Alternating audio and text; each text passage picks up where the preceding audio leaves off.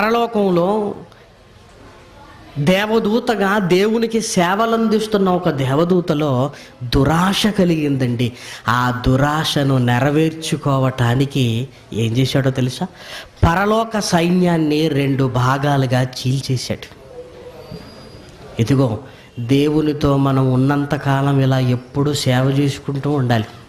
నాతో చెయ్యి కలుపుతారా?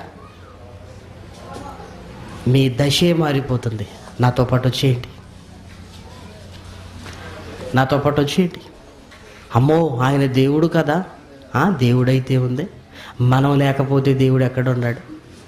మనం అందరం గట్టిగా సమ్మె చేస్తే దేవుడు దిగిరాడా?